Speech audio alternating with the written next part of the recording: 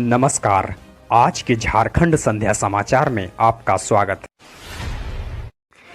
आज की पहली बड़ी खबर के साथ राज्य में आज 15 अगस्त को स्वतंत्रता दिवस के अवसर पर पूरे राज्य में आज़ादी जश्न मनाया गया। इस अवसर पर राज्यपाल रमेश बैस ने उप राजधानी दुमका और मुख्यमंत्री श्री हेमंत सोरेन ने राजधानी रांची के मोरहाबादी मैदान में झंडोत्तोलन किया। इस मौके पर सुरक्षा के कड़े इंतजाम किए गए। कार्यक्रम स्थल पर सोशल डिस्टेंसिंग के साथ कुर्सियां लगाई गई। कोरोना गाइडलाइन को देखते हुए इस मुख्य कार्यक्रम में आम आदमी को आमंत्रित नहीं किया गया। बच्चे और 60 वर्ष से अधिक बुजुर्ग को अपने घरों पर रहकर ही कार्यक्रम देखने की अपील की गई। पूरे कार्यक्रम को लाइव टेलीकास्ट में प्रसारण भी किया गया। इधर कोरोना अपडेट्स पर कहें तो राज्य में पिछले 24 घंटे के दरमियान 28 नए कोरोना संक्रमितों की पहचान हुई है। इसमें से सर्वाधिक 10 मरीज केवल राजधानी रांची में ही मिले हैं। वहीं कुल 34 लोगों की कोरोना से मौत भी दर्ज हुआ।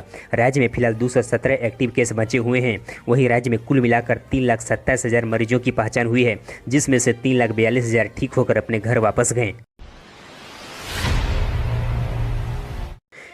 इधर रोजगार खबरों पर कहें तो ऑयल इंडिया लिमिटेड के द्वारा जूनियर असिस्टेंट सहित विभिन्न पदों पर भर्ती के लिए आवेदन आमंत्रित किया गया है। इस रिक्वायरमेंट ड्राइव के जरिए कुल 120 पदों पर भर्ती की जानी है।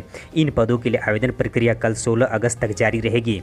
इसके आधिकारिक वेबसाइट के जरिए ऑनलाइन आवेदन किया जा सकता है। साथ ही बताते चलें कि इन पदों पर आवेदन करने के लिए अभ्यर्थियों को किसी भी मान्यता प्राप्त संस्थान से 40% अंकों के साथ इंटरमीडिएट की शैक्षणिक योग्यता होनी चाहिए। इन पदों पर आवेदन करने के लिए अनारक्षित अभ्यर्थियों की उम्र सीमा 18 से 30 साल के बीच होनी चाहिए। इधर देश में आज बड़े ही धूमधाम से 75वां गणतंत्र दिवस मनाया गया। प्रधानमंत्री श्री नरेंद्र मोदी ने लाल किले के प्राचीर से दिए अपने भाषण में दुनिया के वर्तमान चुनौतियों के बीच मजबूत होने की बात रखी। प्रधानमंत्री ने अपने भाषण की शुरुआत देश की स्वतंत्रता के लिए अपने सर्वोच्च निछावर करने वाले स्वतंत्रता सेनानियों की श्रद्धांजलि देते हुए की। लाल किले के प्राचीर से आज प्रधानमंत्री श्री नरेंद्र मोदी ने 8वीं बार तिरंगा को फहराया। पीएम श्री नरेंद्र मोदी ने अपने संबोधन में कहा कि स्वतंत्रता दिवस के लिए अनगिनत वीरों की कुर्बानी का यह परिणाम है।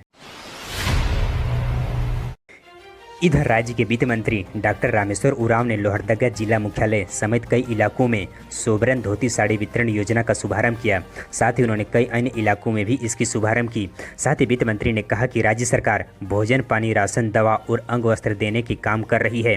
350 रुपये की साड़ी, 300 रुपये की धोती, 250 रुपये की लुंगी अब मात्र 10 रुपये में राज्य सरकार के द्वारा मुहैया कराया जाएगा। राज्य सरकार राज्य के गरीबों के उत्थान के लिए लगातार काम कर रही है। इस योजना के तहत राज्य के राशन कार्डधारियों को पंचायतों में पहुंचाया जाएगा।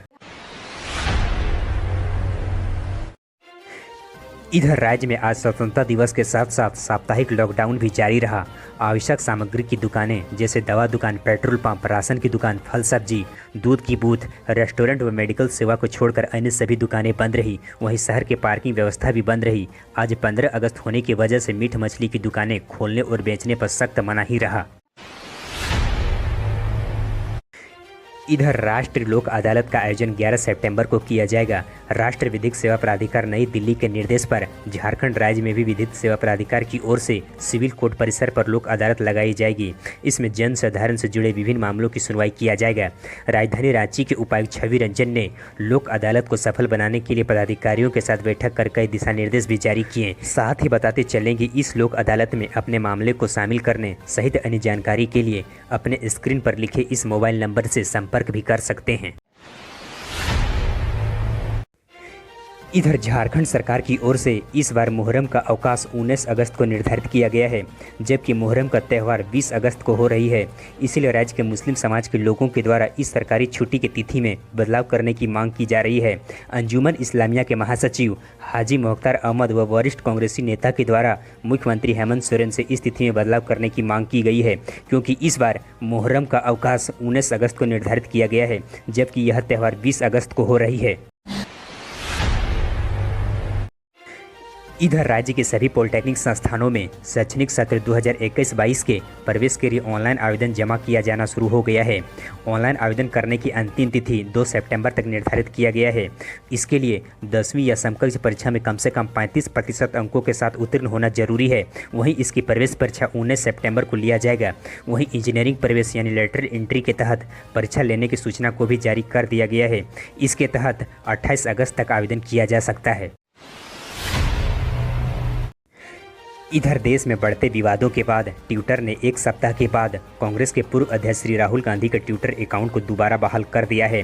पार्टी और अन्य दूसरे नेता के ट्विटर अकाउंट को भी बहाल कर दिया है। साथ ही ट्विटर ने स्पष्ट किया कि कथित रेप एवं हत्या के मामले में पीड़ित परिवार की तस्वीर का उपयोग करने से संबंधित सहमति पत्र सौंपे जाने के बाद ही ट्विटर अकाउंट को बहाल किया गया है।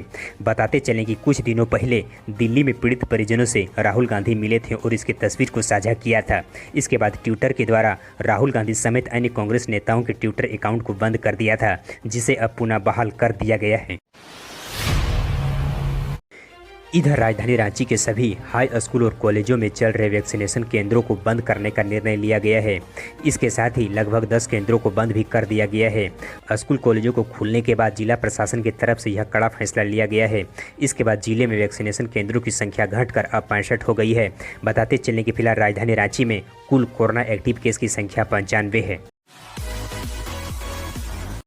आप अपने निर्देश या सलाह देने के लिए नीचे कमेंट बॉक्स में हमें कमेंट करें।